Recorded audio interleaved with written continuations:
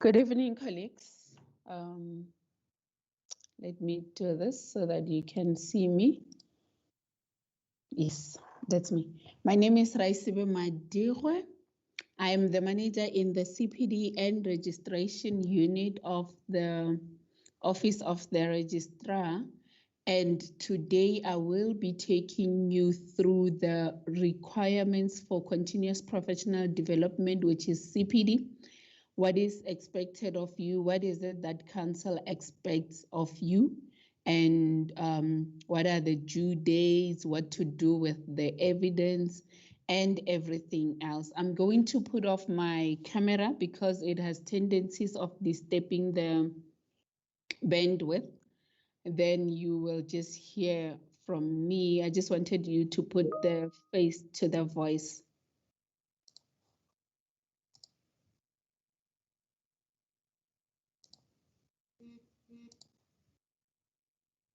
I see there's a comment that's saying that they cannot hear colleagues. Can you hear me from your side?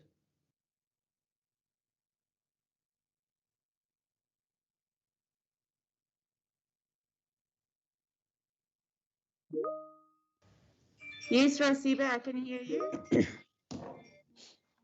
Thank you very much. I really appreciate that. So I will display today's presentation, then we can start. For the colleagues that cannot hear me, please check the settings on your side if you will be able to hear me, or get out of the link and then get in again. Perhaps that will help.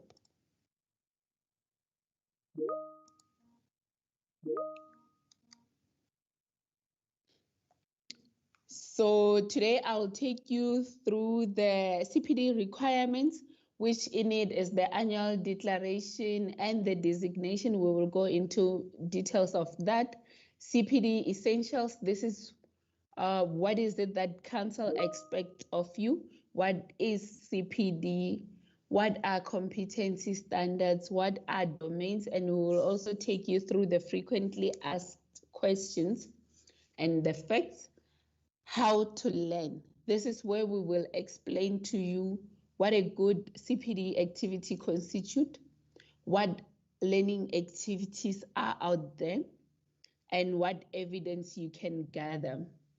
Compliance and archives, this is where I'll show you what it means when we say that you are compliant and what had happened to the CPD activities that people had done in 2020 but are not showing under their submissions. And then we will do the highlights, and then we will open the session for questions, discussions, and suggestions.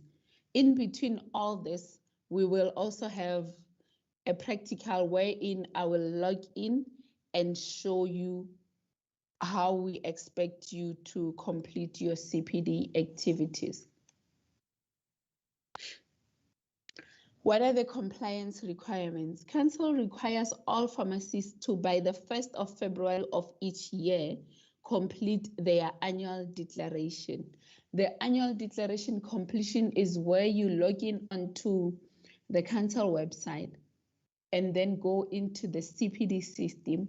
And then there that's when you will complete your annual declaration. You will be required to go through all the domains and then choose on them the domains that do apply to you, your current practice, or that applies to your interests, things you are interested in, or your future interests. So you can choose anything from what you are currently practicing, what you would like to practice, or what just interests you in the profession of pharmacy. And then you are expected to record 6 CPD activities on the system. Please do not send them to us. We don't accept manual submissions. You need to do this on the CPD system. Even if you undergo through training somewhere and they give you a certificate, you cannot then come to us and give us that particular certificate. You will need to yourself log in and tell us on the system what is it that you have learned. Maintain an electronic portfolio of evidence. This is where you will keep the evidence that you have acquired somewhere in case council requests this of you. Please do not upload the electronic portfolio of evidence on the system. You are not required to do so. The annual declaration, as I have explained, this needs to be done by the 1st of February of each year. So we did get questions where people are saying that they have done their 2020 annual declaration. Are they still required to complete one for 2021? Yes, it is an annual declaration and therefore needs to be done annually. For this to be done, you need to familiarize yourself with the competency standards for pharmacists. There is a document that Council published in 2018. It is available under documents on the Council website, and it's named Competency Standards for Pharmacists. And in that document, there are domains. We do have 6 domains that are defined in that, and there are introductions that explain to you what each domain is related to. And each domain does have competency standards, which are linked to behavioral statements. And that is what is expected of you as a pharmacist. And Council has done benchmarking with other statutory bodies in the country and other pharmacy councils in other countries in order to come up with a document that encompasses the competencies that a pharmacist needs in order to practice. Then once you are done going through all the domains and the competency to complete your annual declaration, there will then be a pop-out that says you have designated yourself as a practicing or a non-practicing pharmacist. And how this comes about is if you go through all the competencies and you choose, I never do this for all of them, then it will designate you as a non-practicing pharmacist. If you choose that you are doing it, even if you're doing it sometimes, there is where it says that I sometimes do this, or I do this most of the time. So if it applies to you, you choose, then it will designate you as a practicing pharmacist. Then you accept that, and then you move on. Then it will allow you to then complete CPD activities. Other than that, it does not allow you. So if by the 1st of February, you did not designate yourself, you did not complete your annual declaration, Council will auto-designate you as a practicing pharmacist. And that will mean that you are then required to comply with the CPD requirements. And I think which is the reason why most of you are here today. You designated yourself as practicing for 2020, and thus you are required to comply with the CPD requirements, which is complete the 6 CPD activities on the CPD system. So when we are saying that someone is practicing, we mean that this person is eligible to act, is eligible to provide one or more of the services or perform the acts that pertain to the scope of practice of a pharmacist. And if you have designated yourself as non-practicing, then it means that you cannot practice one, not a single one, not any of the acts pertaining to the scope of practice. So you are not eligible to then be in a pharmacy or to advise anyone or do any acts pertaining to the scope of practice of a pharmacist. So here we will take just a few minutes to familiarize yourself with the competency framework. So this, you find it in the guidance document. This guidance document was also published by Council.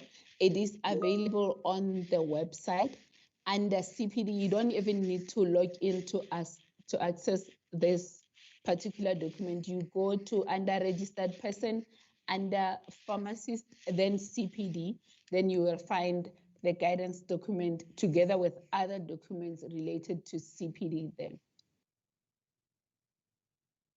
And then the terms to remember are the domains, the competency standards, and the behavioral statements.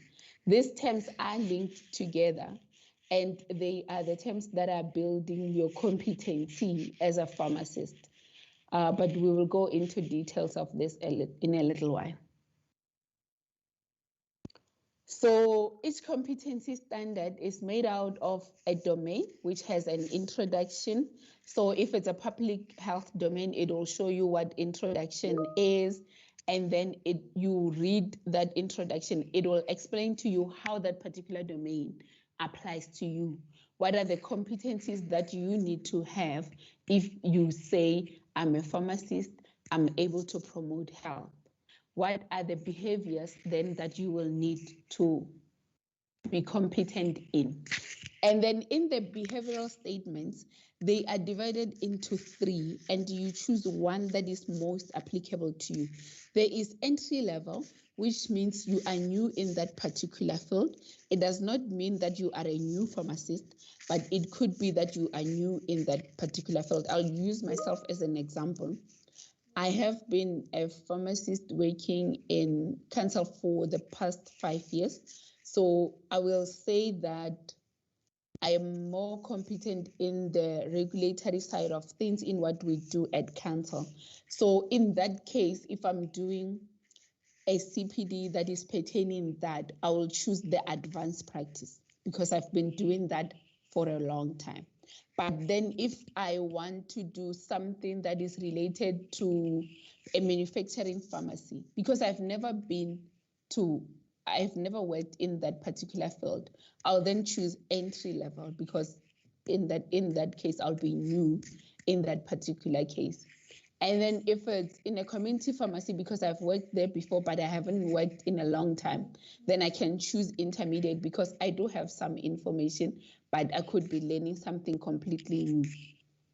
So that is how you choose which behavioral statement applies to you.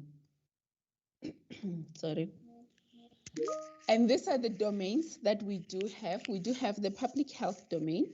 We have the safe and rational use of medicines and medical devices domain. We have the supply of medicines and medical devices, organization and management skills, professional and personal practice, and the last one being education, critical analysis, and research. So these are the 6 domains that are made available, and you need to choose from as a pharmacist practicing the scope of practice of a pharmacist.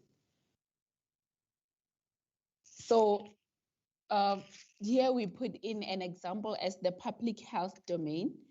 And if you are wondering if this particular domain does apply to you, this domain applies to all pharmacists whose practice include promotion of health and wellness through the provision of healthcare information and education to the public and other members of the healthcare team.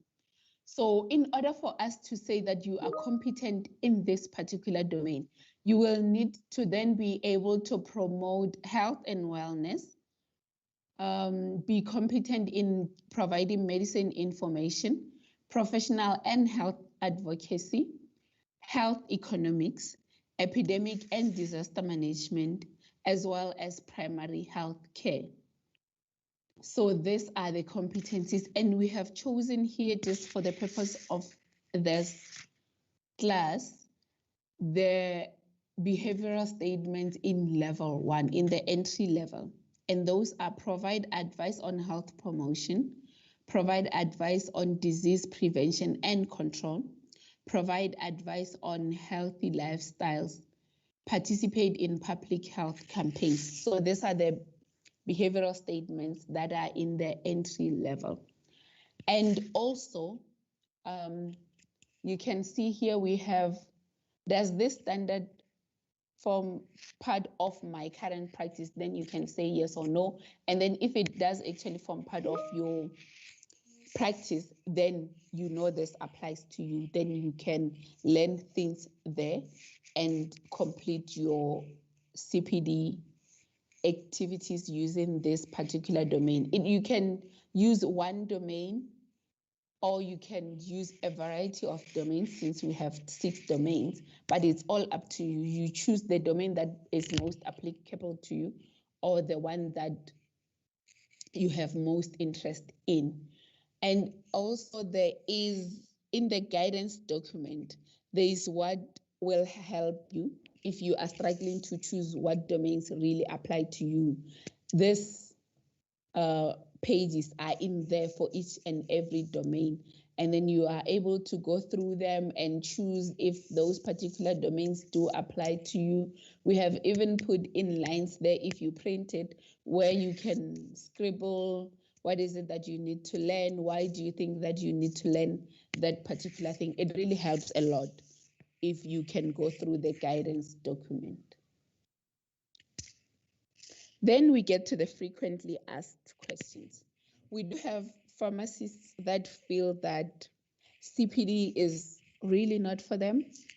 It's too much work for them to do, and it shouldn't really be applicable to them, since they feel that they never get to be in touch with any patients. So you get to be asked, I only develop regulations. Does this really apply to me? I'm a pharmacist, but I'm not working directly with patients. Does it apply to me? I research drug interactions and drug usage. Does it apply to me? My sole job is to train pharmacists and assistants. Does this really apply to me? And our answer is yes, because the scope of practice of a pharmacist, pharmacy practice, is not restricted to provision of direct clinical care. You can be a pharmacist, but you can work in non-clinical care, have non-clinical relationship with clients. You can work in management, you can work in administration, you can work in regulatory policy development. You can work anywhere and provide the scope of practice of a pharmacist. And that will mean then you are then required and you are obliged to comply with the CPD requirements. Your obligation will be to choose CPD activities that are relevant to your scope of practice or that you have special interest in, and make sure that you learn in those fields to keep yourself abreast, to make sure that you are informed, and to uplift the dignity of the profession. And then here is how to learn. What is it that I need to do in order for me to say that I have actually done continuous professional development to myself? So we will start here with the definition of CPD, which means is the process by which registered persons maintain and enhance their competence through their professional careers. This encompasses a range of activities, including education and supplementary training. It enables registered persons to develop in their area of practice and demonstrate competence. So that's the definition. And our cycle, we do have a cycle that you need to complete on the Council's CPD system in order to demonstrate what you have learned. That is how you submit your CPD activities. So you need to submit 6 CPD activities using all the different CPD cycles that we have. We have 2 different cycles. We have the 4-step CPD cycle and the 2-step CPD cycle. The 4-step CPD cycle is the one that has reflection, planning, implementation, and evaluation. And this one, Council did not put a limit of how many of that per year you can submit. So you're able to submit 100 or more if you like, but we only need for you to do 6, a minimum of 6 in order to comply. This one requires prior planning, wherein you're going to ask yourself, what is it that I need to learn? After you have identified what you need to learn, then you ask yourself, how am I going to learn?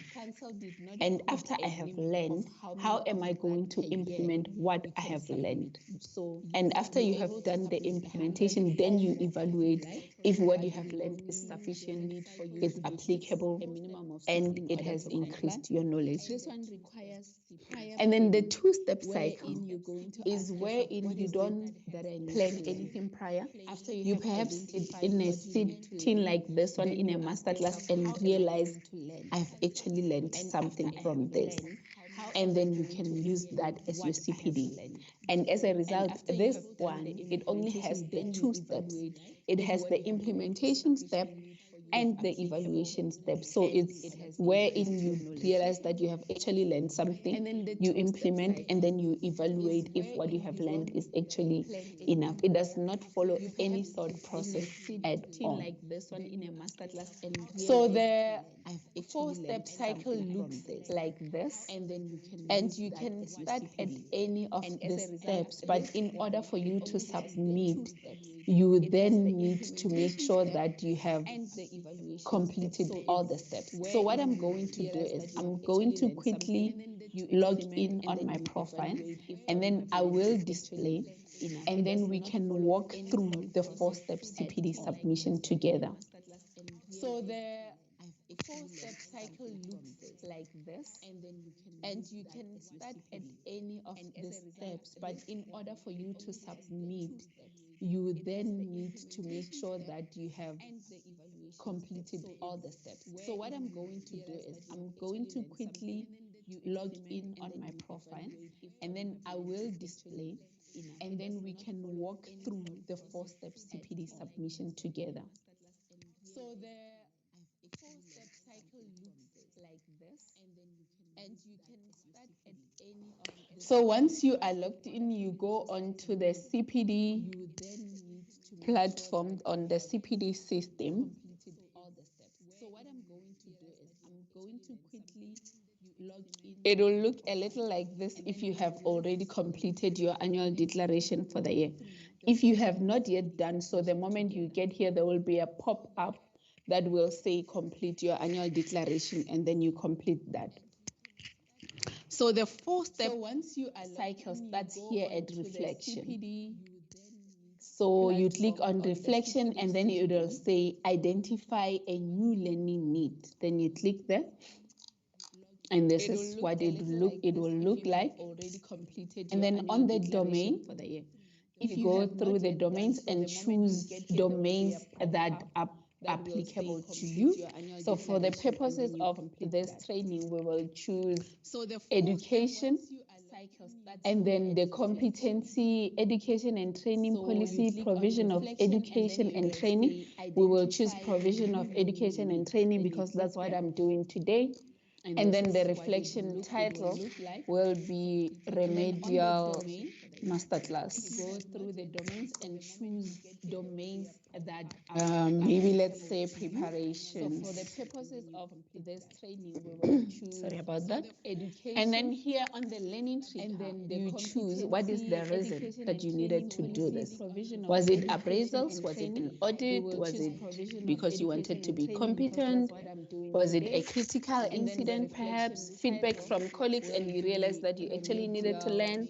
Feedback from service users and you realized that you actually needed to learn? In this case, it's feedback from you. And then personal interest, is it just because you have an interest? Were you reading a journal and you realized that you needed to learn more things, talking to a colleague, or it could be other? And if it's other, then you need to specify. Because you wanted to be competent. So I'll take this one. And then the learning relation here is, does it apply to your current role? Does it apply to a new role, or is it both? So it will be a current role. Learning initiation. Was it employer or contracting information? Was it users of the product? It's users of my product in this case. Was it colleagues or peers? Or was it just you? I'll take this. So it will be this one. Describe the learning need that you have identified to improve your knowledge and skills and what you hope to achieve after addressing this. So in here is wherein I will then put in what is it that I needed to learn? What are the skills or what are the knowledge gaps that I felt I needed to acquire after addressing this learning need that I'm having? What is the information that I feel I am lacking? So we will put in here, I needed to prepare for a master class. So in here is wherein I will then put in what is it that I needed to learn? What are the skills? Then you will have more reasons if it's you doing this at home, and then you save. Then it asks you here, reflection title says, would you like to continue to planning? And let's say on this particular day, you're busy with other things and you don't want to continue to planning, then you can say no. And let me actually just do that. So after you have said no, the system will save it. And then you can come back here at a later stage, and then you can proceed to planning. But if you do have time, you will say yes, and then it takes you to the next step. So this is the next step of planning, and it's saying here, mode of learning. Is it a measurable CPD activity? Is it a non-measurable CPD activity? We have a slide addressing this at a later stage, but now that we are here, I might as well address it. So when we say non-measurable mode of learning, this is wherein you read a journal, you listen to a YouTube, you are listening to news, or you're speaking to colleagues, and you realize that you have actually learned something, or that you need to learn something and read further. Those are non-measurable learning activities. And if it's a measurable one, is wherein you enroll yourself for a course that is less than 6 months in duration, then that will be a measurable learning activity. And the structured activities are those that are more than 7 months in duration. And it could be your diploma, postgraduate studies, PCD, and it could be an MBA. And if it's a measurable one, you can choose. In this case, it's non-measurable. Was it self-study, casual reading? Was it an event presented to you? Was it a breakfast meeting, case study, on-the-job learning, a conference or a symposium? This was a self-study. And then here on the start date and the end date, you choose the duration in which you had done this learning in particular. So you choose the dates here. Was it self-study? And then it is saying, briefly describe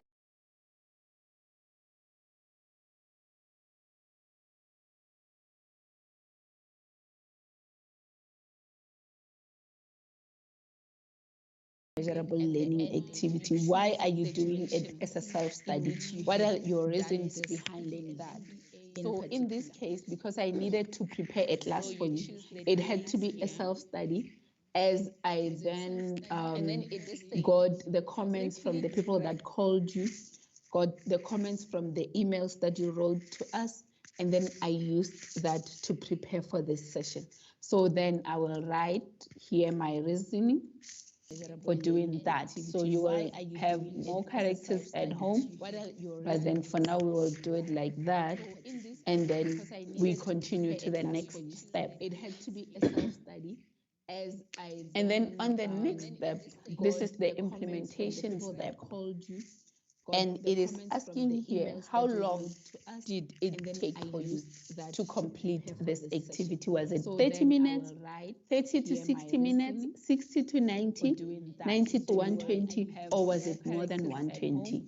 So let's say it was 30 minutes, and then it was achieved today. And then here they are saying, describe what you have done.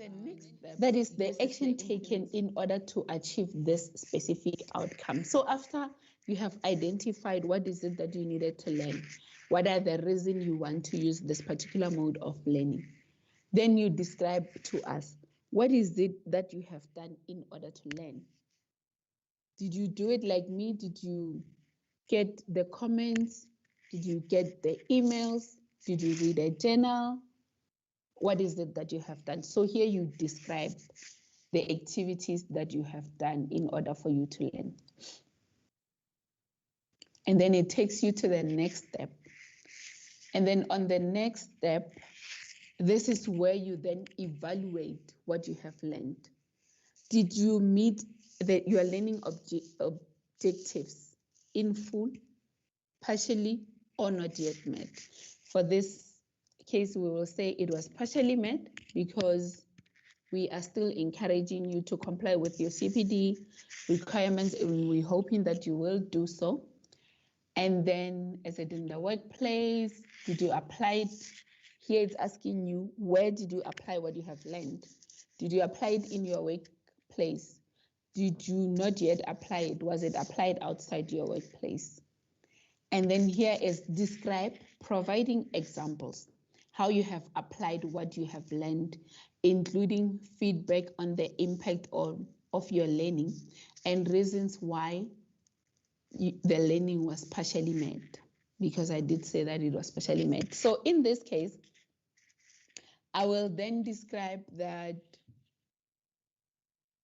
I then prepared a presentation after learning that there are those of us that do not understand how the system works, what is it that you needed to do, and there are those that have submitted their CPD activities using only the two-step activity, and after that they submitted their 3, and the system was no longer allowing them, and they did not know what to do. So which is why we're going through the whole system and making sure that you understand the whole thing. So you write your reasons here, all of them. And then here is where you choose then what to do next. Are you submitting for compliance? After you have submitted for compliance, it will then come to us. Do you want to do a self-review, or do you want to submit to a peer review? So peer review is wherein you submit to a trusted colleague, and this is voluntary.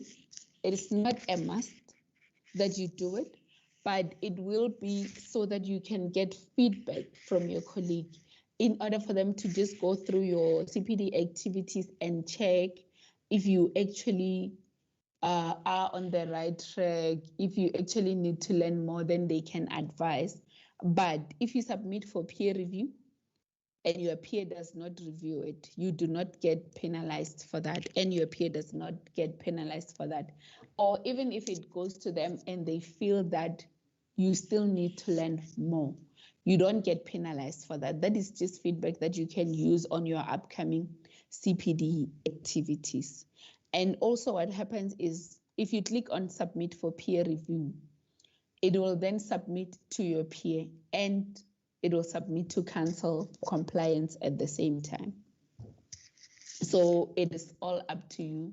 So I'll choose here submit to peer review so that you can all see. And then I have already selected my peers, which are these ones. But then if you have not yet done so, you can click here and then you put a P number of your peer and then you search. So it shows here that Tebogo Madura is available. And also it only allows you to select a peer if that particular person had already completed their annual declaration for the year. If they did not do so, it will not allow you to add them as a peer. So it will do that. And then once you have added that person as the peer, yourself, you will need to come here and activate or deactivate that person. It's up to you. So you can activate a person, and then if at a later stage you feel that you don't need them to be your peer anymore, you come here and then you deactivate them. So that's how the peer review works. And then if you have submitted something for self-review, that is for yourself to review it at a later stage and just check if what you are saying you have learned is actually something that you did learn, or if you want to review your learnings and perhaps put in something else.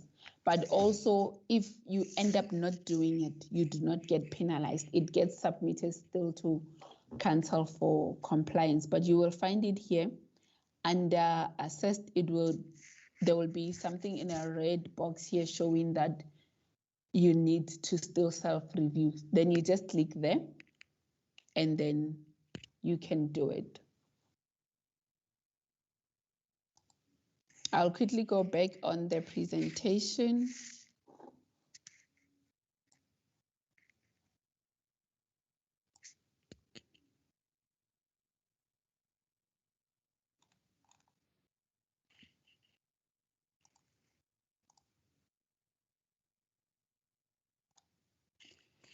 So our presentation takes us to the two-step CPD cycle.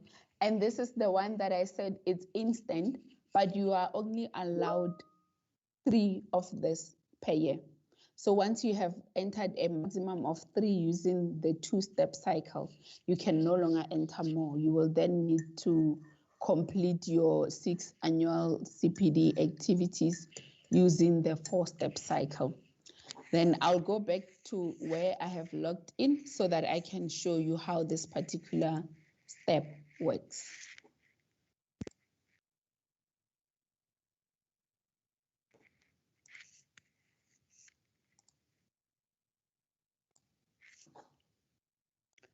So the two-step cycle, you find it here. It's very easy, it's very quick, it's 2 steps. So this is the first step, and then it's remedial. You put in a title.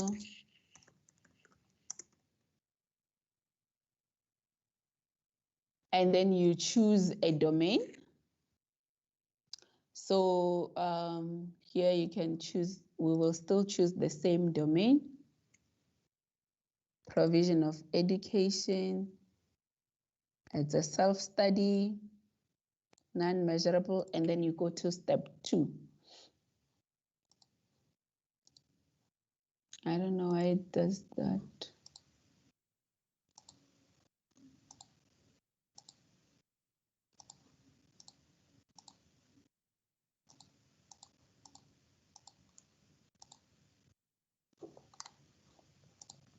Okay, and then it gets here, you choose the duration of type, and then you describe what you have done.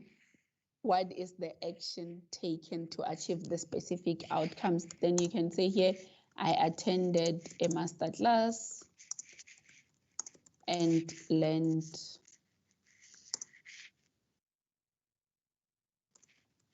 how to complete CPD.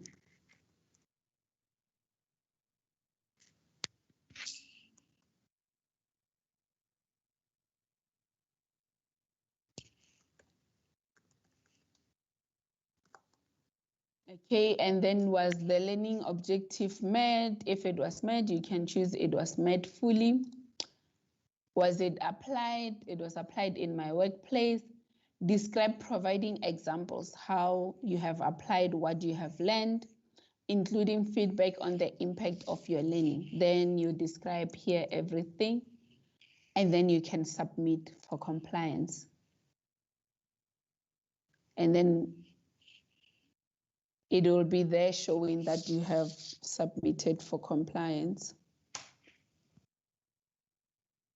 This is the one that I did not submit. And then, so here on where it says awaiting for submission, if you had then completed an activity and you feel that you don't want it to actually be there and you want to delete it, you just click on it and then you go where it says delete, and then you can delete it, and it will definitely ask you if you are sure that you want to delete it, because delete is permanent and we cannot restore it, even as at the office of the registrar. So you continue to delete, and then it has been deleted.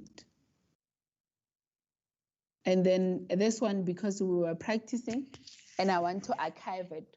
So if you have submitted entries and you want to archive them, you click on them and then you say archive entry. And then also, let's say that you have archived an entry, but you do realize that you have actually archived that particular entry in error. You go here to dashboard, and then this is where we have the archive button. You click on it, then you can restore your entries. So here it shows that you can restore an entry if you would like to restore. Then it will take you through all the steps to save, and then you can submit. But then it will restore everything. It will not have canceled anything. So you can still restore that particular entry if you wish to. Okay, I'll go back to the presentation. That was the 2-step. Now what we will do is, what is it that constitutes a good CPD activity? And as we have been through the CPD activities on the system, you need to have a learning title. And you must ensure that the learning title that you have is appropriate and relevant to that particular domain that you have chosen. It is what addresses your knowledge gaps. It tells you your learning needs. That's how you choose your title. And then you also need to have a learning need, which is what are the skills that you feel that you are still lacking? What is it that you feel you still need to learn? And then you must have a learning method or a learning activity, which will be either it's measurable, non-measurable, or it's structured. And then you should have a learning outcome wherein you address what have you learned and how did it improve your skills. So learning activities, as I have said earlier on, we do have 3 of them. The non-measurable ones are the self-study, could be case studies. It could be that you have attended a conference, you spoke to a colleague, you heard about it on TV. Those are the non-measurable learning activities. And the measurable ones are the ones wherein you register, you enroll yourself for a short course that is less than 6 months in duration. You review an article, you are perhaps invited as a guest speaker, you can use that. And then the structured learning activities are the postgraduate studies, the diplomas, PCDT. You can also use that. And the beauty about being a pharmacist and having to complete CPD activities is that you are allowed to duplicate. So under one domain, you can submit all your CPD, your 6 CPD activities if your knowledge and skills gaps are in that particular domain. It's all up to you. And then what is a portfolio of evidence? A portfolio of evidence should be current, which means should be for the current year. You cannot submit or have a portfolio of evidence for things that you learned in 2007, but you only submitting them now. It has to be something that you have learned in 2021, if it's for a CPD activity for 2021. It should be valid, it should be relevant, but please do not upload your evidence on the system. A CPD entry must relate to what you have learned during the current year. It can be, the evidence can be any documents that you have acquired or developed in the learning process. And as I've said, please do not upload your evidence on the CPD system. So here we're just stressing that you need to make sure that the evidence is for the current year. And then the compliance and archives. If we go back on the CPD system, I did mention earlier on that the CPD activities for 2020 for people that were compliant with their CPD activities by the 31st of December of 2020, we did archive those entries so that we can create a way for them to submit 2021 CPD activities without any disturbances. So their CPD activities will show under their annual declarations on the 2020 line, but they will show as archived. And Council will also have those very same CPD activities. And then for 2021, it will show submitted for compliance and it will show a number. So for example, let's say it's you and you have not submitted all your CPD activities for 2020, you are not yet compliant. Say for 2020, you only submitted 2. It will show 2 here submitted for compliance. And then for 2021, if you happen to submit 12, we will make sure that you are compliant with your 2020 requirements, and whatever amount of CPD activities that is left will then count towards your compliance for 2021. So please do not be scared to complete more CPD activities, because those will count also for 2021. What they will not do is count for 2022. They can only count for the previous year, if it's still during the grace period, to make sure that you comply, and then they will count, we will need for the current year also so that you comply. The highlights, the most important thing is that the Council system does not work on CPD points. We did receive a few queries where most of you are saying that I have done a CPD, I've attended a CPD wherein we were told that we acquired 6 points. I therefore submitted only 1 entry because the evidence that I'm having is saying that I have 6 points. Council does not work on a point system. We are not counting points. So after you have learned, you need to log in on the Council system and go through the steps as we did and enter your learning titles and do it in order for you to have 6 CPD entries. So make sure that you do that, because we're not going to check your evidence for points. We don't work with points. And your CPD activities will not be assessed for competence. They will only be assessed for compliance.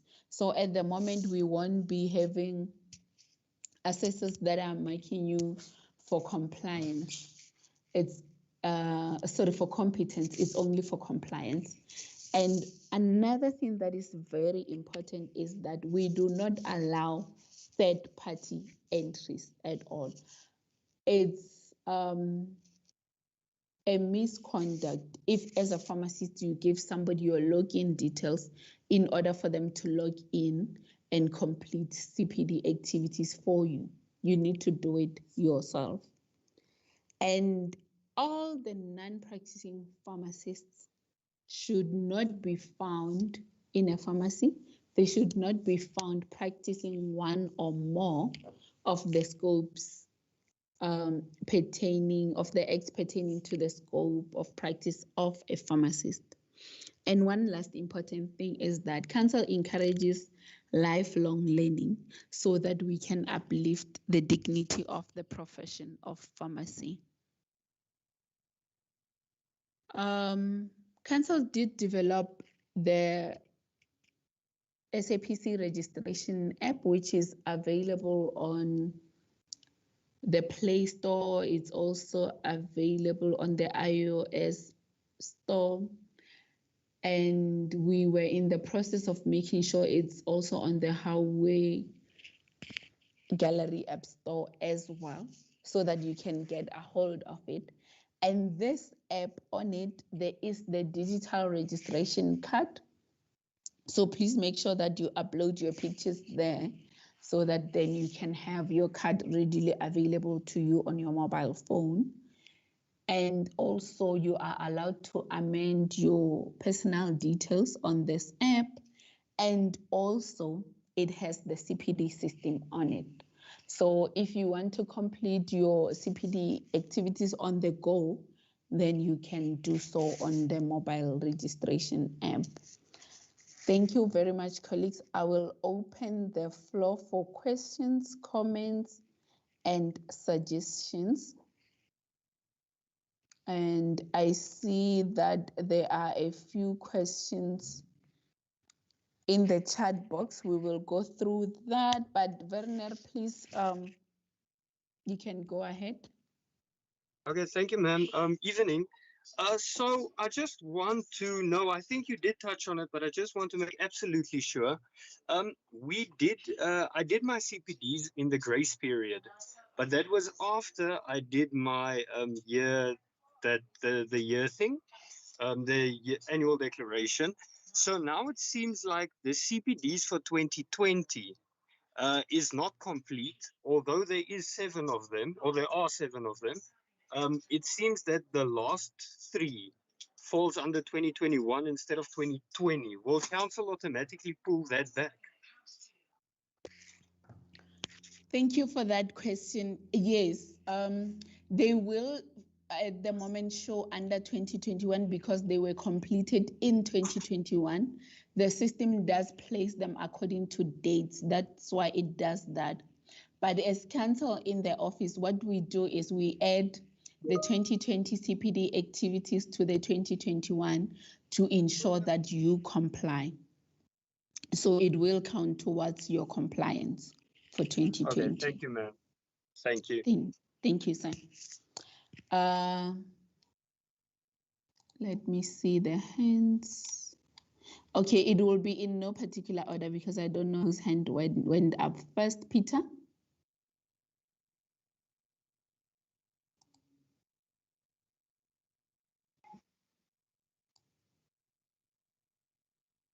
Peter, please ask your question.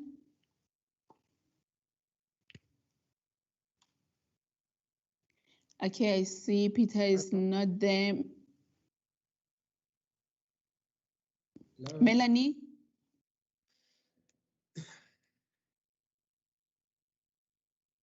Because I completed my 6 CPDs in December of 2020, okay? And then I updated the annual declaration in January of 2021. And as you've just said, all 6 were archived. So I want to know why I'm getting a letter saying I'm non-compliant if it's automatic that the system is going to archive what was done last year. Even if the system has archived your entries, as you have seen when I was showing you mine, they still show on the council system that you have completed your CPD activities. It could be that there was an error on yours. And Melanie, if I may ask, were you a community service pharmacist last year? No, I was not. If you can please give us your P number so that we can then check what is going on, because it means then there's possibly an error somewhere.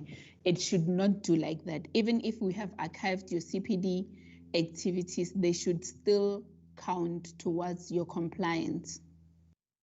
Okay, because I have sent a follow-up email after I received that letter on Tuesday, to the CPD department and to the customer care line with my P number and this information, because I can't understand why I'm being marked as non-compliant when I did everything I was required to do.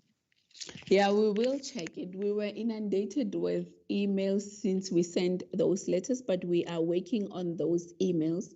So we will check it, but you can also send your P number, and then we can be able to see if it's an error on our side, then we will definitely correct it. Okay, thank you. Who should I send a P number to? You can send it to the pharmacy CPD mailbox. Okay. That's on the letter. All right. Yeah, I've done that already. Thanks. Okay, thank you. Hello. Thank you, Melanie. Shalene? Hi there. Thank you so much for this presentation. It was very useful. My question is related to entering CPDs this year. Is it only for 2021, or can we include entries for 2020? If you are not yet compliant with the 2020 CPD activities, then you can do that. Does it have to be 6 for 2020, and then you can do 6 or more this year? Yes. So what if you were not yet compliant with your 2020 CPD, let's say in 2020 you did not even enter a single CPD activity, you will then need to do 6 now for 2020, and you can also do your 6 for 2021. Perfect. Thank you. Thank you. Branson, please. Hi, good evening. Thank you so much for the presentation. It was very informative. I've got a similar question to Charlene. According to the dates, I've got one CPD for 2020 and then the balance for 2021. How does that impact compliance? We are going to add them up, and then we will take, if you have one for 2020 and you did 5 now in 2021, then we will take it that it's 6 and that you are compliant for 2020, and then you will still need to comply with the 2021 CPD requirements. And the date for 2021 compliance? They will still show under 2021. Don't be bothered by that. That's how the system works.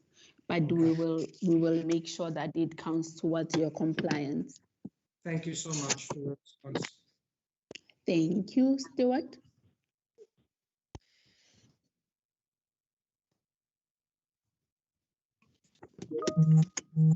Stuart.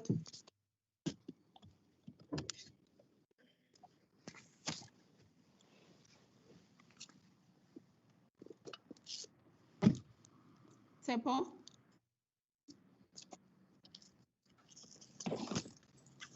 Good evening. Can you hear me? Please. Yes, we can hear you. Good evening, sir. Please go ahead.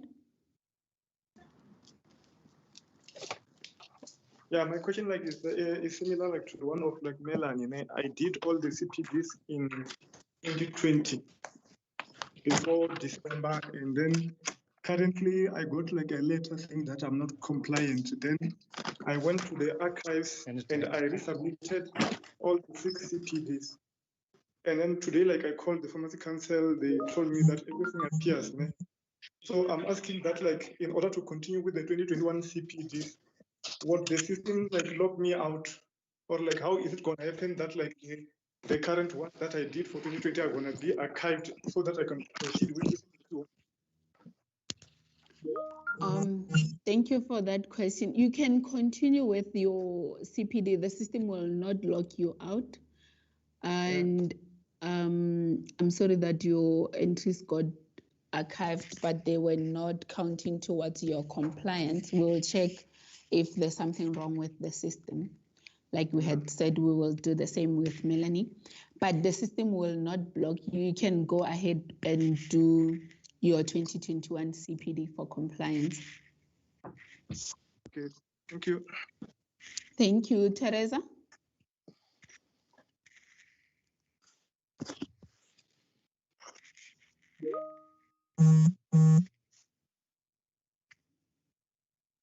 Teresa? Hi there. Can you hear me? Yes, we can hear you. Okay, hi. Thanks for the presentation. My question is also just on the lines that if I haven't completed enough of the CPD cases for 2020, and when I load them now to ensure that I obviously make up for the 6, do I use, say, a 2020 date, or do I use a 2021 date and then just obviously add in the 6 for the 2021? When you say date, do you mean where it is asking you? Yeah, if it's going to when ask did you the start date yes, and the end yes, date? yeah.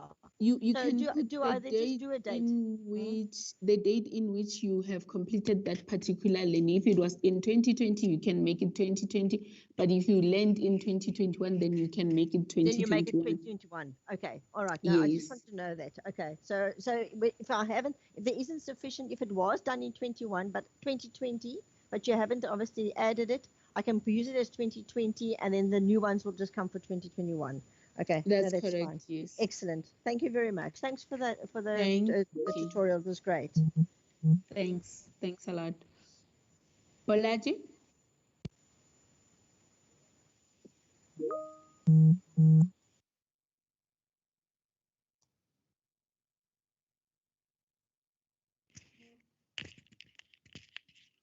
Bolaji?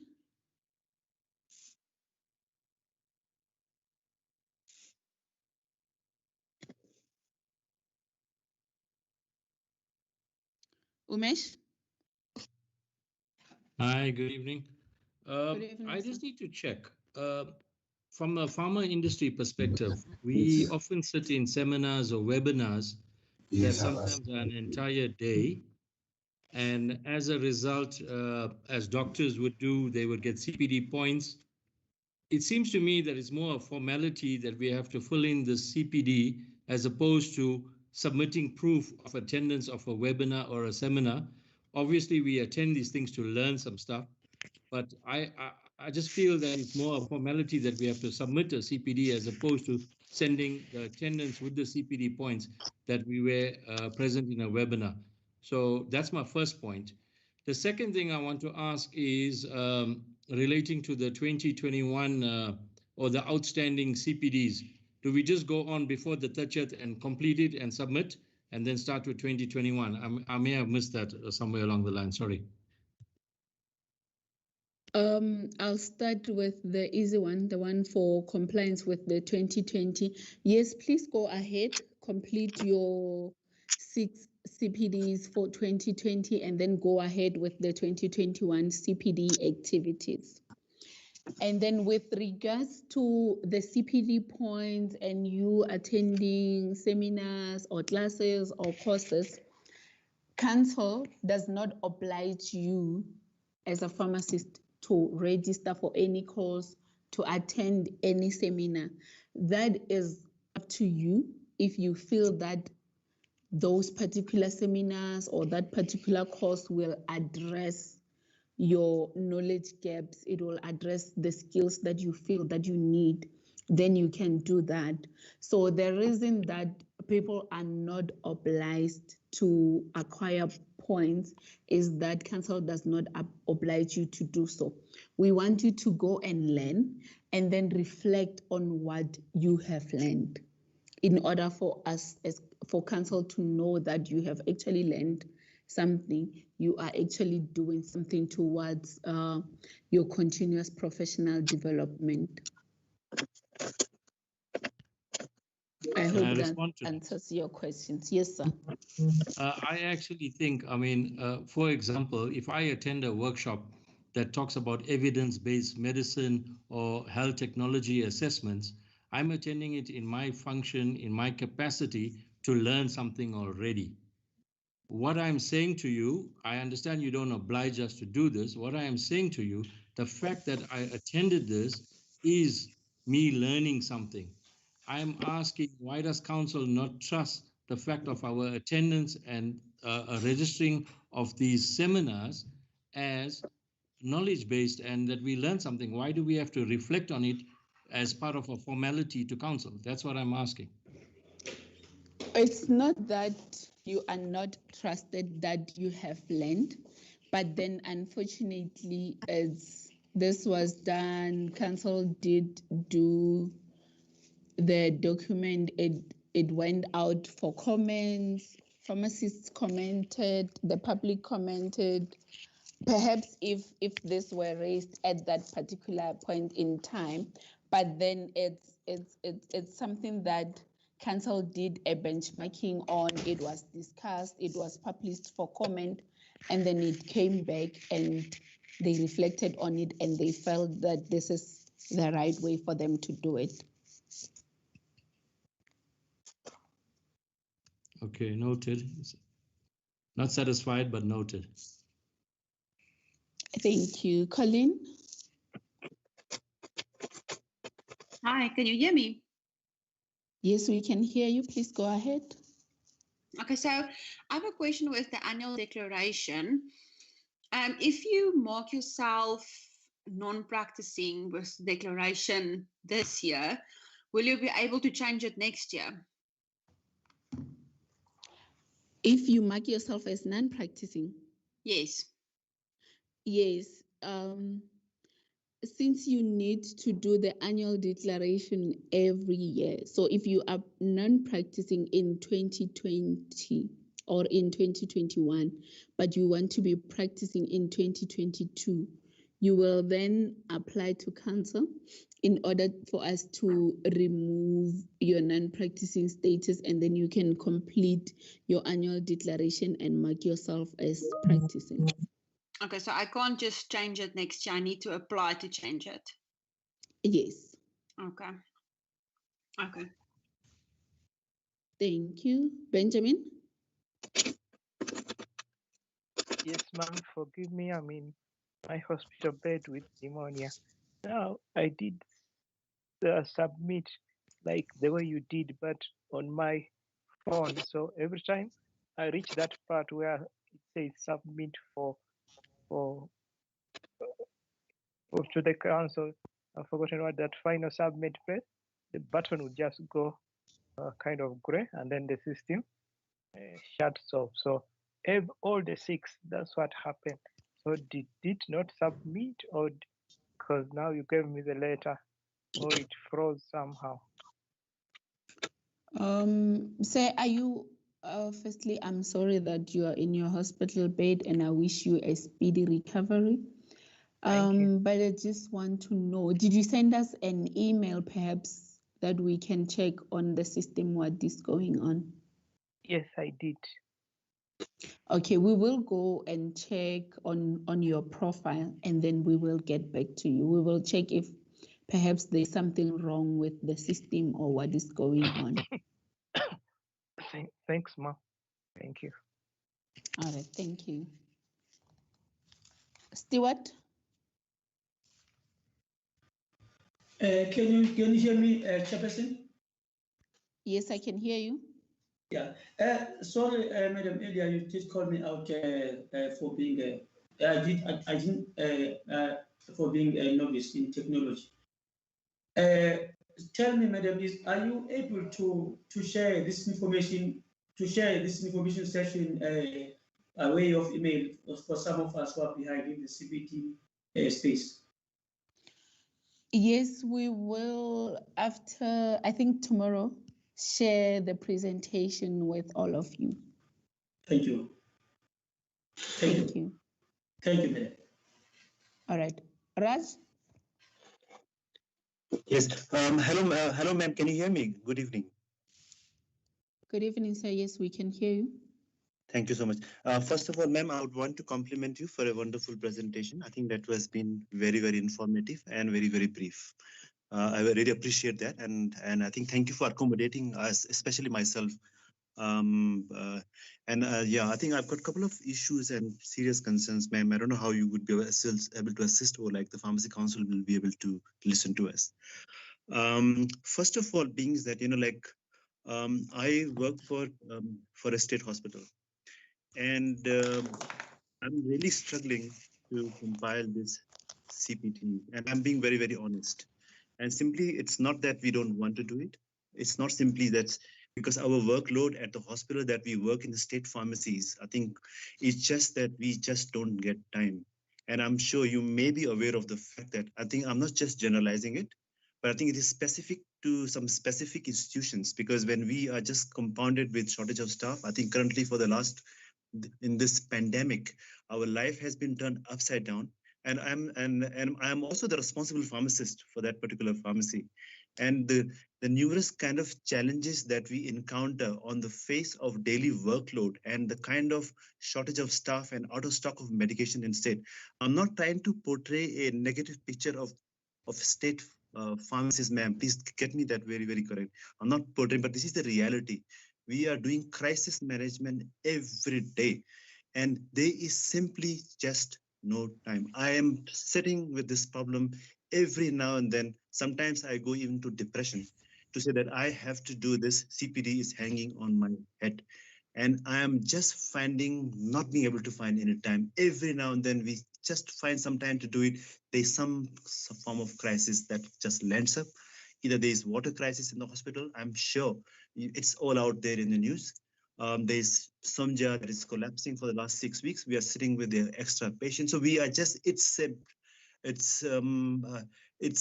nightmare, I think, to be functioning first of all as a pharmacist, and then to ensure and to motivate other staff members and to ensure that we supply medications, that we close at 4 o'clock.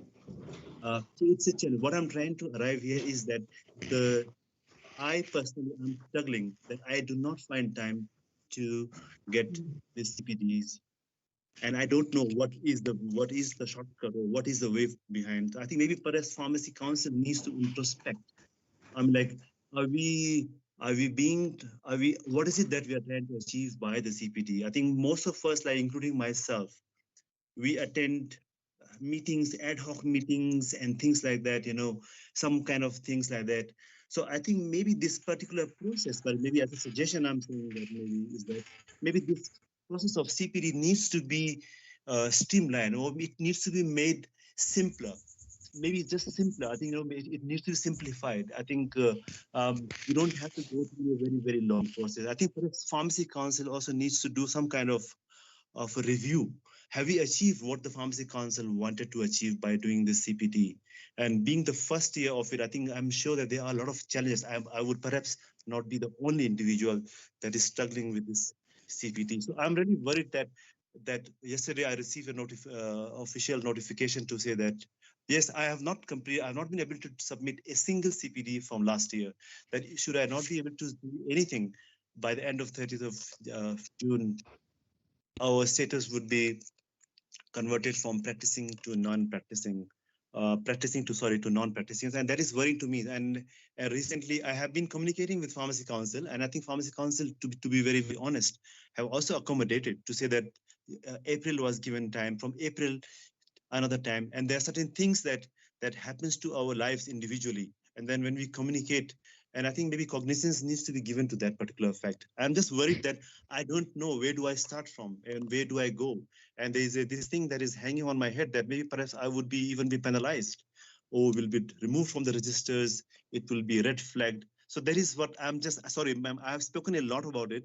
So I don't know where do I start? I mean, how do we, what is the way forward? Thank you.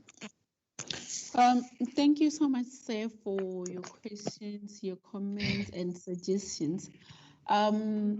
We do understand that 2020 was a really hectic year for everyone, and that it was unfortunately the year in which Council implemented the mandatory CPD activities.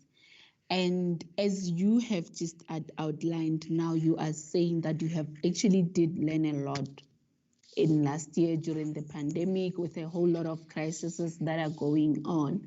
And what council needs from you is just to use what you have learned last year to enter it on the system so that it can count as your CPD activities. This is why we're not using a point system. We're not requesting you to then, on top of the work that you do, go out and attend any classes or attend any seminars, but we are saying that you can use what you have already learned in your workplace as your CPD activities.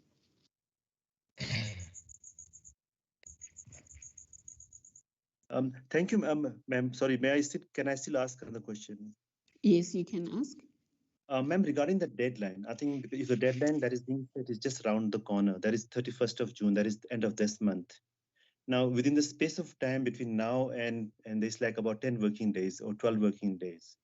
Now, I'm glad, thank you so much. I mean to say that I can make summarized version of individual of those kind of crises, but some of these crises perhaps has happened last year. So can I still use those scenarios that would have happened, specific incidences, and to jot it down now and to use it as individual CPD activities? That's correct. Say yes, you can still do that. Okay. Because and regarding the deadline, sorry, is the deadline still? Sorry, is the deadline? Sorry, ma'am, is the deadline still 31st of June?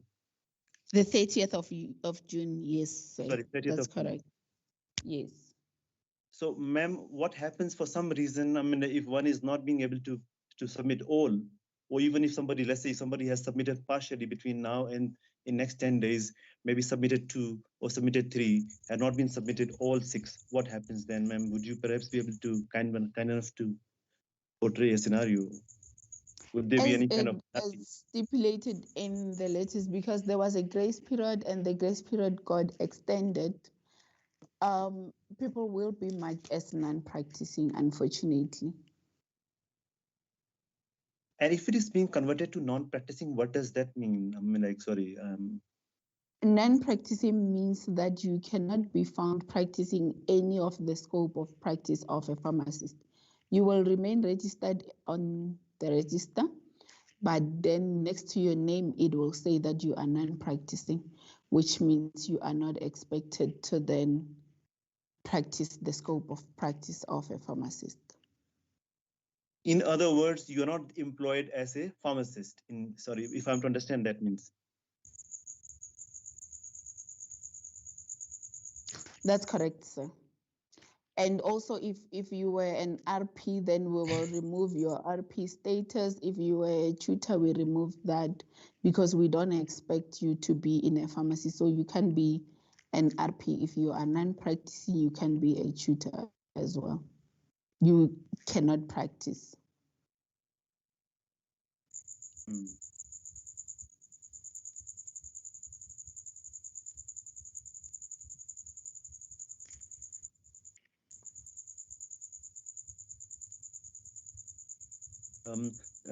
Thank you, ma'am. Ma'am, is there any way that maybe perhaps looking at individuals' level of employment, for example, because I heard going through your presentation was that 3 activities can be submitted using 2-step process. That's correct, yes. Now, is there any specific reason why Pharmacy Council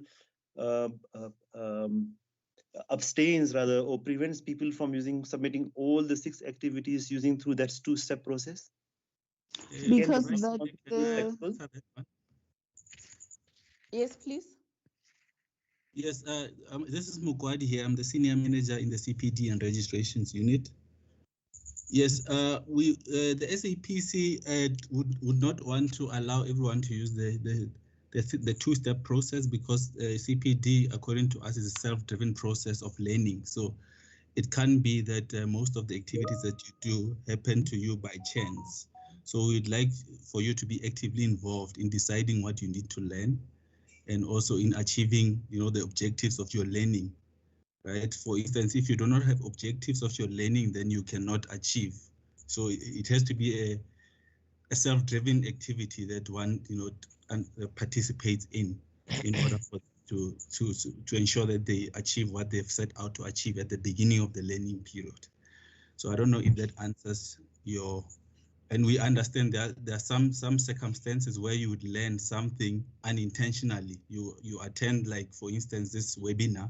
Obviously, you came here to learn something, but there are situations where you interact with your fellow colleagues and you learn something out of that. So we needed to accommodate those kind of situations, but it can't be that all of the activities are like that. I don't know if that answers your question. Thank you so much, sir. I think it does answer partially, though.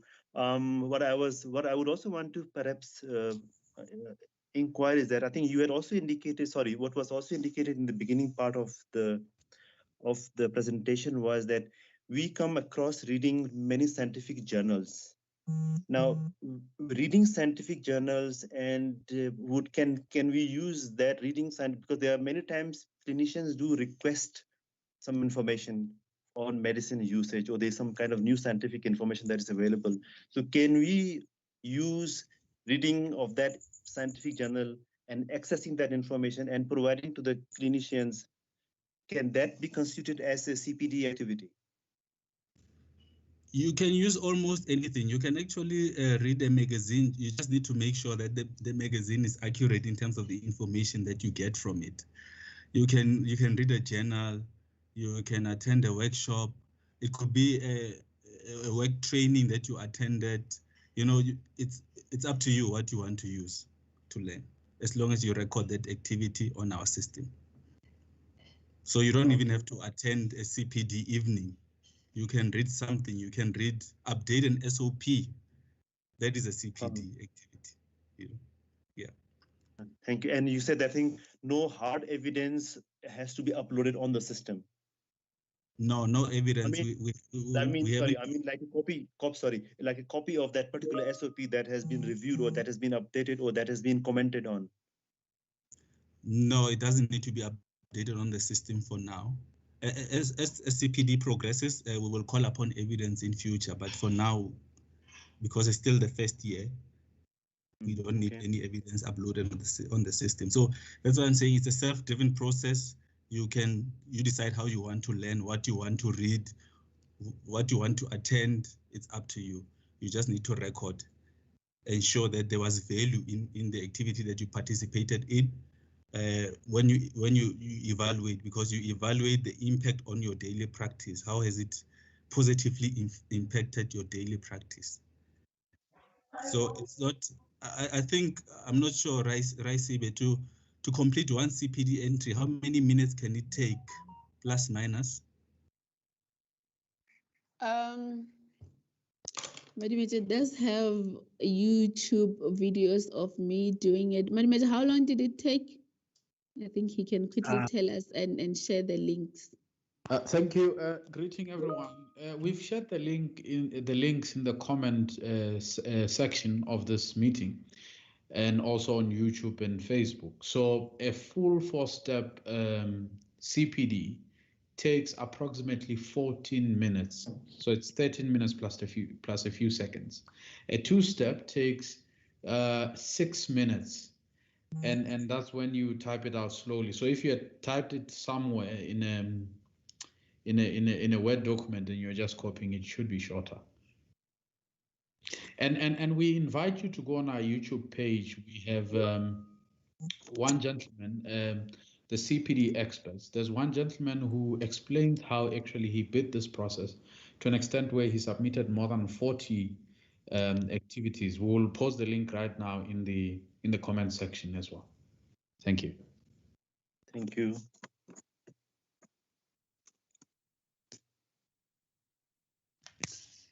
Thank you very much, colleagues. Mr. Raj, I hope we have answered your questions. I'm sorry we cannot solve your problems, but I do hope that we have made it easier for you. Nkuzana?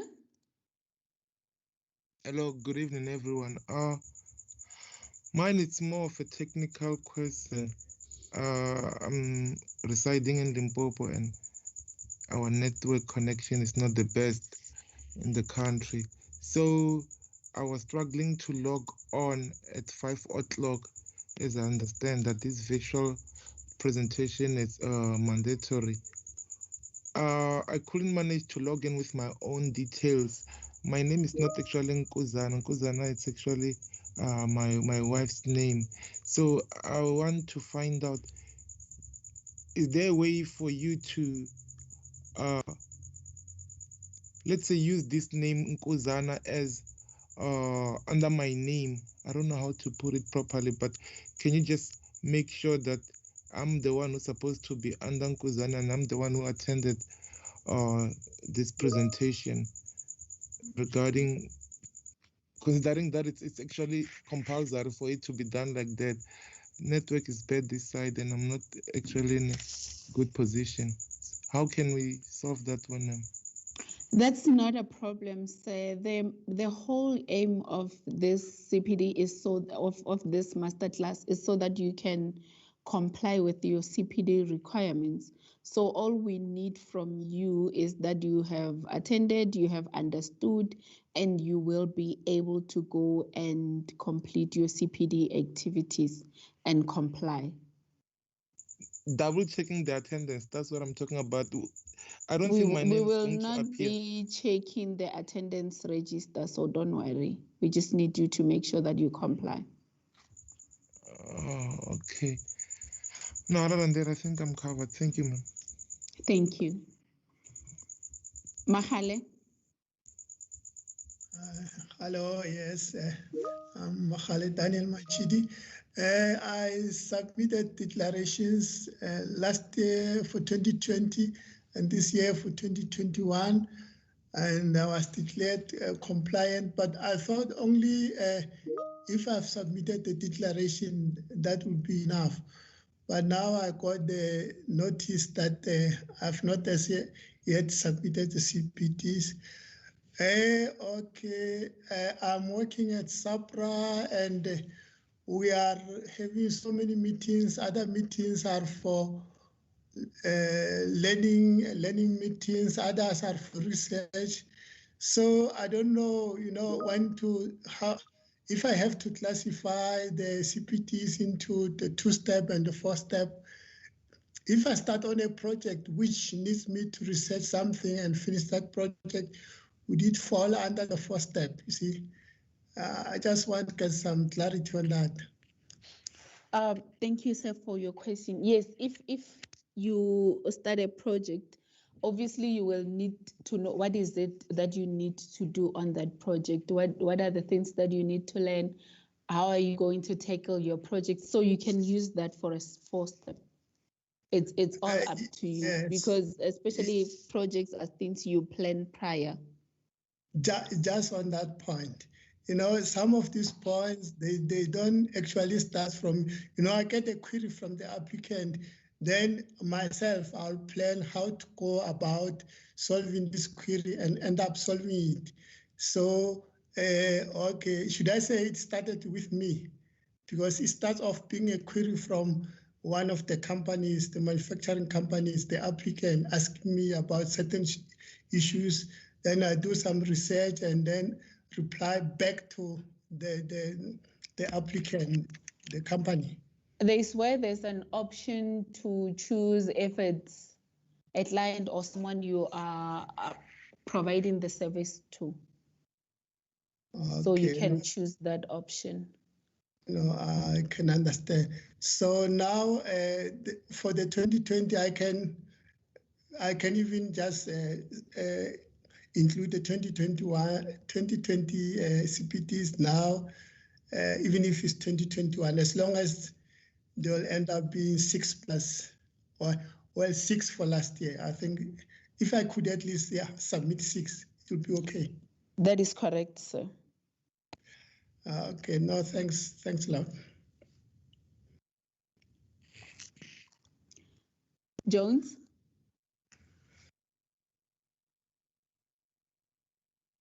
Good evening, Rasiba. Just a question.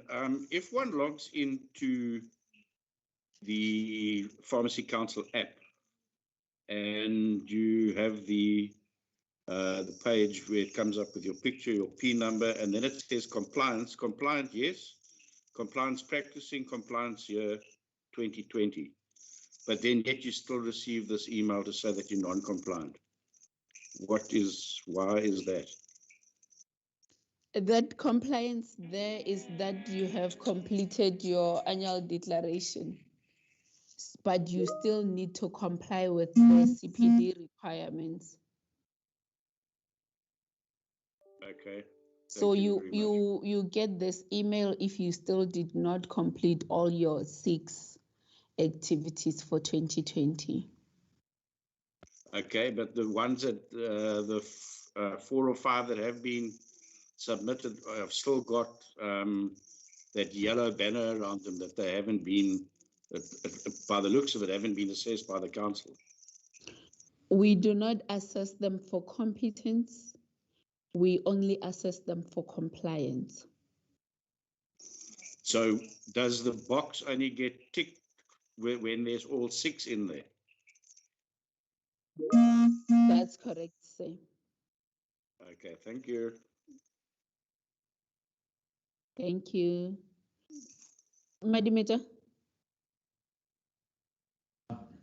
Thank you. I'm replying to a comment made by Mrs. Campbell in the comment box to say copy and paste would mean you have not learned anything. And I think this confusion arises from my earlier explanation of the duration that it would take to submit a CPD entry. By copy and paste, to clarify, I was meaning to suggest that when a professional, a pharmacist, would have drafted their answers to the CPD cycle on a Word document beforehand, before logging in. So to say it will be shorter than the minutes that I've mentioned, I was not necessarily referring that to the fact that people would plagiarize or should plagiarize. I was referring to the fact that you would type your 4-step on a Word document, and once you've done that, you copy and paste into the system. I hope that clarifies the confusion. Thank you. Thank you, sir. I hope so too. GB, it just says GB guest.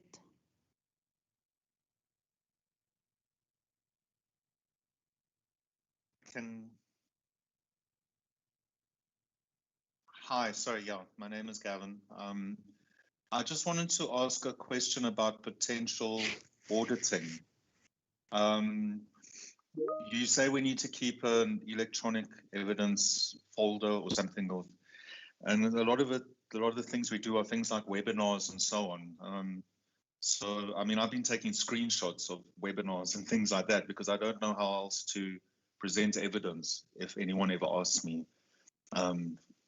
especially about the electronic ways that we're all doing our CPD. So some clarity about that would be very helpful. Thank you.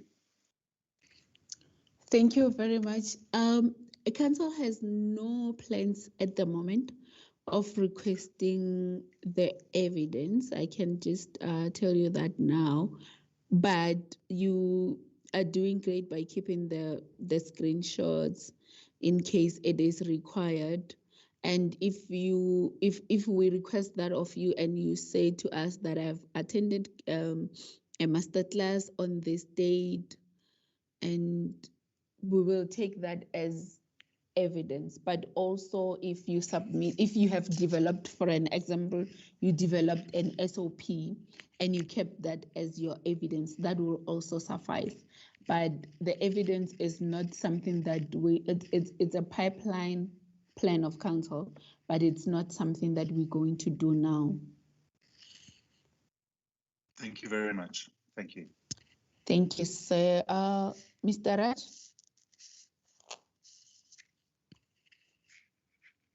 I see, Mr. Raj, you still have your hand up, or is it an old hand?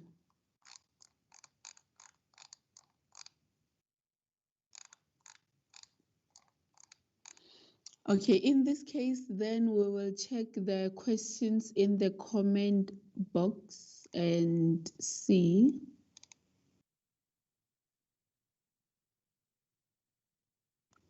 Colleen, I think we have answered that one. I see someone is saying that they have signed up in their husband teams. That's okay. If I don't practice for 1 year, can I then just do CPD next year? Will I be penalized or deregistered?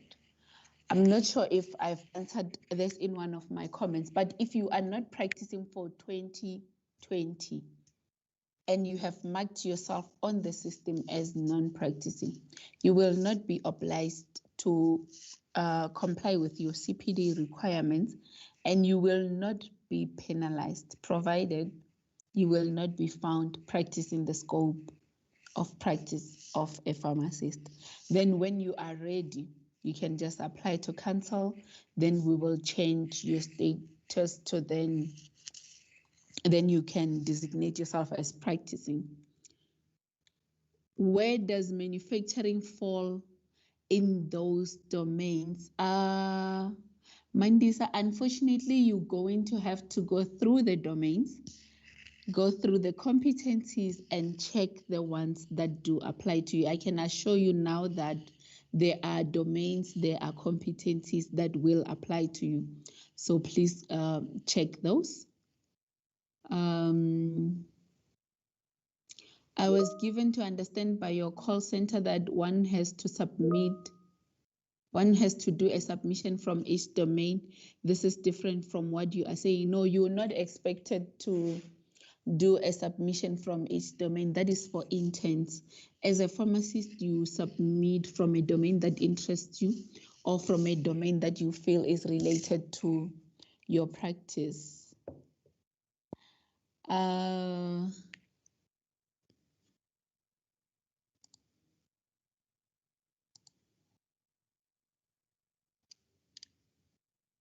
What if a person works in a remote area with limited access to internet?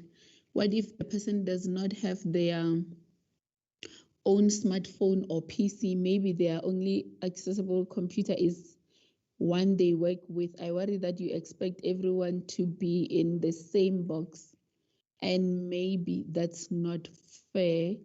There is a process to apply for deferment, and also there is where you can send us your concerns to the pharmacy CPD mailbox if you are an individual that is affected and somehow have different reasons why you will not be able to comply, and those are discussed at council and either approved or declined based on merit. Hi, so the CPD log will show me 2021, but will count towards the 20. I think we have addressed this. I have submitted my required number of CPD for compliance. What now? Thank you so much for complying. Now you will only need to make sure you comply with the 2021 requirements. What happens if we have internet issues?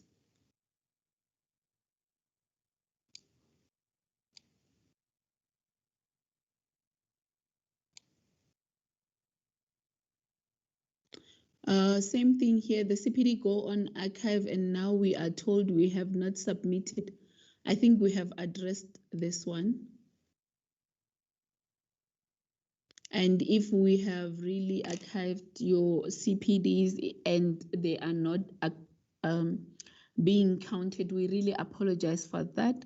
And as I've requested, please send us an email, then we will be able to go into your individual profile and we will check. Submitted for compliance, how long does it take council to see your submission?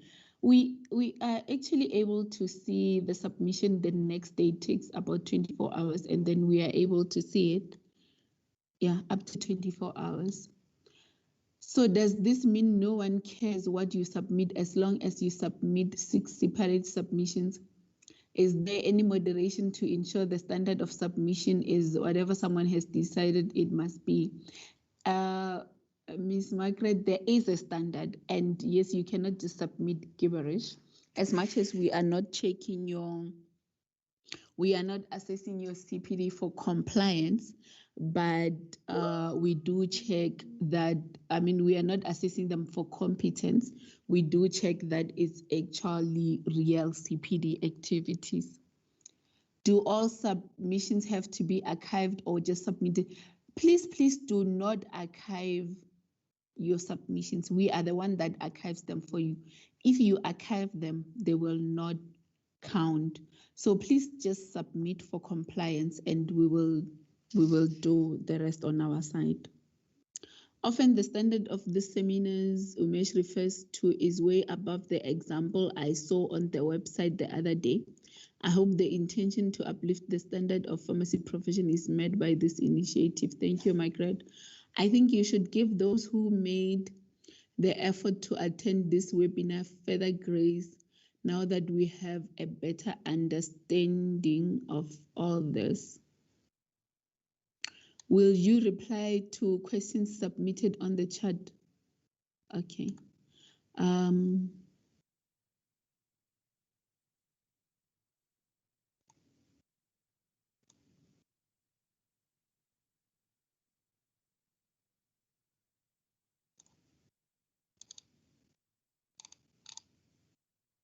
Okay, question from YouTube. Can we get confirmation that everything is submitted before the 30th of June individually? Because I thought all my stuff was submitted until I got this email. If you have submitted and you go under your submissions, you will find them there. And we won't be archiving anything until then. So please just make sure, but you will get confirmation on the 1st of May. Sorry, on the 1st of July, not May. Good evening. I struggled to log in onto the website. I've called cancel a couple of times and I just get an automated response and not solved. How can this be solved? Please send us an email and then we will be able to assist you. We really shouldn't need to do this for CPD points. That's like bribery. Ideally, we should be learning because we want to learn. This is why I'm concerned about the point that if 6 submissions have been sent, then regardless of what's in them, all is great in terms of compliance and accreditation to practice as a pharmacist. I agree with you, Margaret. We really need to do CPD to ensure that we uplift ourselves, we uplift the dignity of pharmacy as a profession. It's rather difficult when I'm an oncology locum who has retired. I have not worked since October 2020 due to COVID. In this case, then you could have declared yourself as non-practicing, but then if you were still open for locums, then that's another story. But if you are really sure that you will not be practicing for the year of 2020, then you will need to mark yourself, designate yourself as non-practicing. Yes, the registration app is available on the Apple iStore. How do one unblock an entry under archive? I mistakenly archived one entry that was already submitted for compliance in 2020, but now it says locked. That's strange. Please send us your P number and this query, then we will be able to assist. I did submit twice and it is still showing not assessed. I spoke to Alfred today and he said that only one is showing. Okay, I'm going to take this P number and then I'll get back to you on email tomorrow. Thank you for a very informative session. Thank you. I, however, lost connectivity occasionally. I have one question. After the 3 two-step submission. Does one have to submit 3 of the 4-step submissions? Yes, you are required to complete 6 CPD activities. So you can choose to do 3 using the 2-step and 3 using the 4 steps, or you can submit all 6 using the 4-step. So it's all up to you. Please note that the app may not appear in the Apple iStore or Google Play Store. We are addressing this issue and ask you to check again in a day or so. So this is from the Office of the Registrar saying that we are having challenges with the app. It might not be available at the moment, but please do check. The app is called the SAPC Registration app. Thank you very much, colleagues, for spending your evening with us. We do understand that you are very busy and appreciate that you have saved this time to spend with us. I just want to make sure before I end the session, are there any comments, any questions, any suggestions that you would like to share with us, please?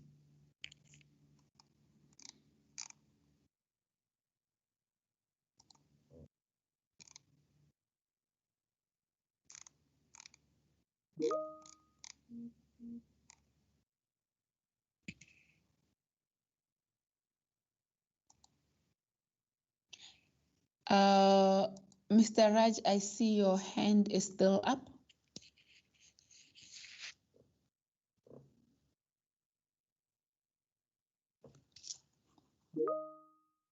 Raj?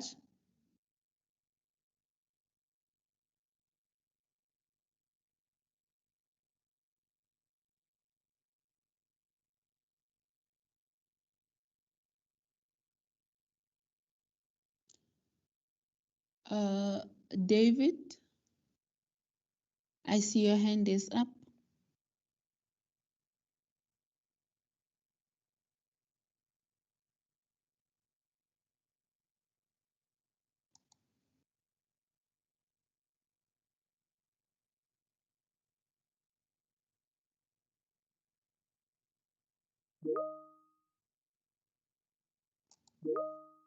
Okay, I see 2 hands that are up.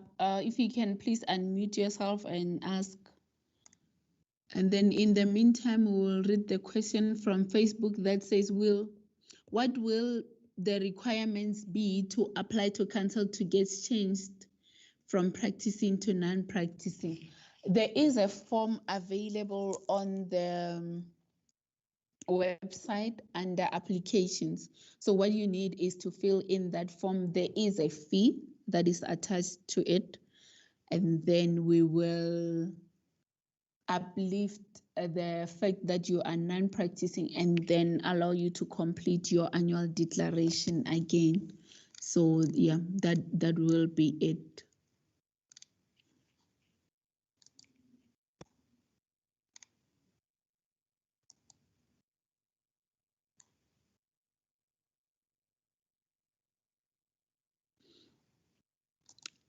Okay, thank you very much, colleagues. In the absence of questions, I would like to adjourn this train. But David, I see your hand is still up. You are still you're still muted, so I'm not sure if you would still like to ask your question. Leah? Hello. Can you hear Go me? ahead. Yes, we can. So I've been listening to your presentation. Thank you very, very much. It was very informative. But unfortunately, before you actually said it, I had accidentally archived one of my CPD entries. So I would like to know, how can I correct that? You go under archives and then you click on where it says restore entry. Then you can do that. Under Yes. archives and then restore entry. Okay. That's correct, yes. Okay, thank you so much. Thank you.